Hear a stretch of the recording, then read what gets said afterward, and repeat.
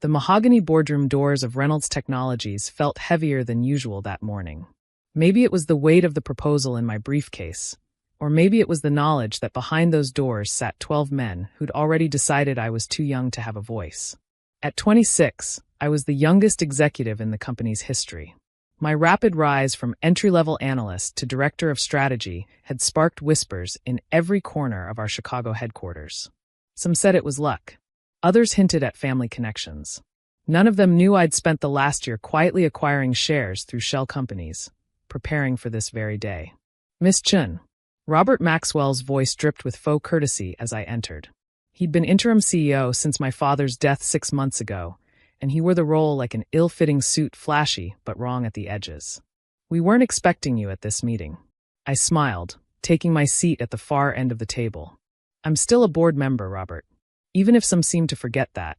He cleared his throat, shuffling papers with manicured hands. Yes, well, today's agenda is rather technical. Perhaps you'd be more comfortable reviewing the minutes later? I'm comfortable right here, I said, opening my laptop. Please continue. The other board members shifted uncomfortably. These men had known me since childhood, had watched me grow up in these halls. My father, James Chun, had built Reynolds Technologies from a small software company into a $2.8 billion enterprise. They'd expected his only daughter to take a ceremonial role after his death, show up for charity events, stay quiet in meetings, let the experienced leaders handle the real decisions.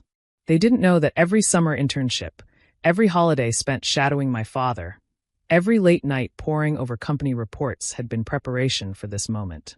As I was saying, Maxwell continued, our Q3 projections show concerning trends in the Asian markets. I'm proposing a strategic pivot. You mean a fire sale? I cut in smoothly. Selling our semiconductor division to global tech for what? 40 cents on the dollar. The room fell silent. Maxwell's face tightened. Those documents are confidential. I'm a board member, I reminded him. And that division isn't struggling because of market trends. It's struggling because you've been deliberately undermining it to drive down its value. Miss Chun, Gregory Winters, our longest-serving board member, leaned forward. These are serious accusations. Perhaps your youth and emotional attachment to your father's company are clouding your judgment. I opened my briefcase, removing a thick folder. No, Mr. Winters. My judgment is perfectly clear. Just like the evidence of systematic mismanagement I've compiled. Would you like to see the numbers? Maxwell's laugh was sharp, dismissive. Lisa, dear, you're 26. You've never run a company. Leave the complex decisions to those with experience. Experience like forcing out talented engineers? I asked quietly. Or experience like shorting our own stock while telling shareholders everything's fine? His smile faltered. Around the table, other board members began shifting papers, avoiding eye contact. I have a counter-proposal, I said, pressing a button on my phone. Right on cue, my assistant Sarah entered, distributing sealed envelopes to each board member. What's this? Maxwell demanded. The truth, I replied. Full documentation of every questionable decision made since my father's death. Every manipulated report, every artificial downturn, every whispered conversation with global tech about a friendly takeover. This is absurd, Maxwell sputtered. You can't possibly understand the complexities. I understand perfectly, I cut in. Just like I understand that as of this morning, I own 51% of Reynolds Technologies' voting shares. The silence that followed was deafening. Maxwell's face went from red to white in seconds. That's impossible. The share registry shows various investment firms and private holdings, I finished. All of which I control. Did you really think I spent the last year just watching you dismantle my father's legacy? Gregory Winters removed his glasses, cleaning them slowly. Lisa, if what you're saying is true, check the documents, Mr. Winters.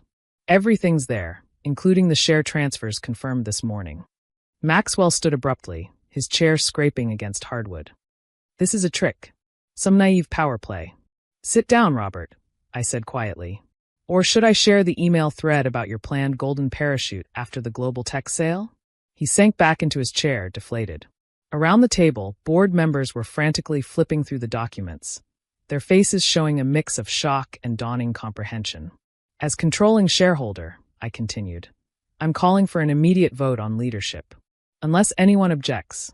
The silence was my answer. One by one, they shook their heads, unable to meet my eyes. Excellent. First order of business. Robert Maxwell's termination, effective immediately. Security will escort you out. Right on cue, 2 security officers entered. Maxwell stood again, straightening his tie with trembling hands. You'll regret this, he hissed. You're too young, too inexperienced. You'll run this company into the ground. I smiled, remembering my father's words from years ago. Age is just a number, Lisa. Vision, that's what matters. We'll see, I replied. Meeting adjourned. As Maxwell was let out, I moved to the head of the table, my father's old seat. The leather chair still smelled faintly of his cologne. Miss Chun, Gregory Winters cleared his throat. Perhaps we should discuss transition plans. Already done, I said, nodding to Sarah. She began distributing new folders. Complete restructuring proposal, department by department. I've spent 6 months preparing for this day, gentlemen. The only question is, are you with me or do I need to call for more votes? They exchanged glances, these men who'd underestimated me for years. Then slowly Gregory Winters smiled. Your father would be proud, he said quietly. What's our first move? Chairman, the next few weeks were a blur of activity. I moved into the CEO's office, my father's old space, but kept his furniture, his art, his essence. Every morning, I arrived before sunrise just like he had. Every evening, I was the last to leave, reviewing reports and planning our next steps. The press had a field day with the story. 26-year-old heiress takes control in shocking boardroom coup. They focused on my age, my gender, my perceived inexperience. None of them looked at the real story, the months of careful planning, the strategic share acquisitions, the detailed vision for Reynolds' future. 1 month after the takeover, I sat in my office reviewing quarterly projections when Sarah buzzed in. Global Tech's CEO is here to see you. I smiled, straightening my father's old nameplate on the desk. Send him in. Michael Porter strode in, all corporate confidence and expensive suit. He'd been my father's friend once, before ambition turned him into a rival. Lisa, he said, helping himself to a seat. Quite a show you've put on. The board coup, the restructuring announcements. Very dramatic. Thank you, I replied coolly. But I assume you're not here to compliment my management style. He laughed, but it didn't reach his eyes. No, I'm here about our deal with Maxwell.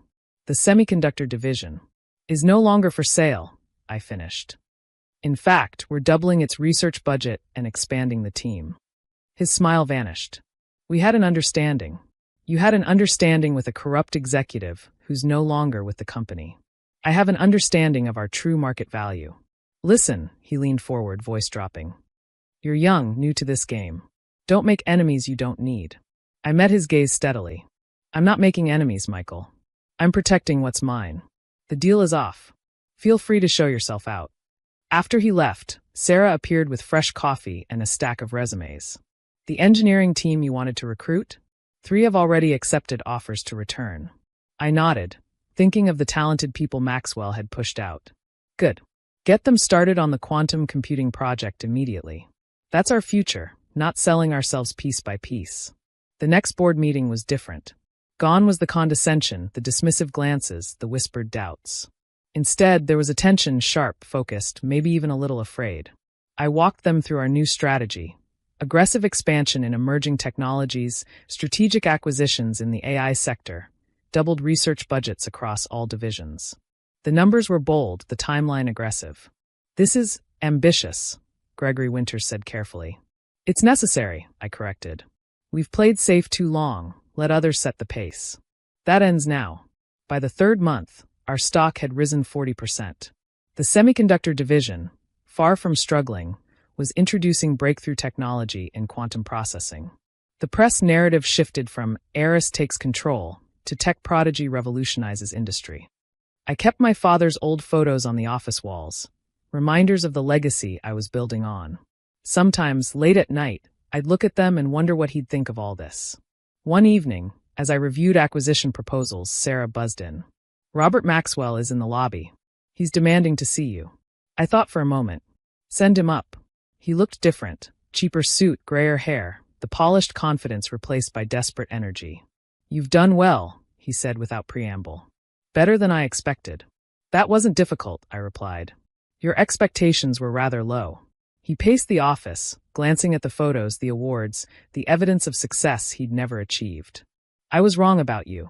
Yes. I could help, he said suddenly. Consult, advise. I still have connections. No, I cut in quietly. You don't. Not anymore. He stopped pacing, shoulders slumping. I underestimated you. Everyone did, I said. That was their mistake. After he left, I stood at the window, watching the Chicago skyline glitter in the dusk. My phone buzzed, another acquisition target, another opportunity to grow. 6 months after taking control, I called another board meeting. The same mahogany doors, the same long table, but everything else had changed. Q2 results show revenue up 62%, I began. Market cap has doubled. The quantum computing patent was approved this morning. Around the table, heads nodded. These men who'd dismissed me now looked to me for leadership, for vision. Miss Chun, Gregory Winters spoke up. I think I speak for everyone when I say we were wrong. About your age, your capabilities, everything. I looked around the table, meeting each pair of eyes. Thank you, but I didn't do this for validation. I did it because it needed to be done. Later that evening, as the office quieted, Sarah brought in one last document. The final share transfer that would consolidate my control of the company. They're calling you the new face of tech leadership, she said, scanning headlines on her tablet. Young, innovative, fearless. I signed the papers, thinking of that first board meeting, the whispers, the doubts. They can call me whatever they want. The results speak for themselves. Your father would be proud, she added softly. I touched his old nameplate, now sitting beside mine on the desk. He taught me that age is just a number. Vision, execution, determination, those are what matter. And now, I smiled, looking out at the city lights. Now we build something even bigger. The next morning, I arrived before sunrise, just like always.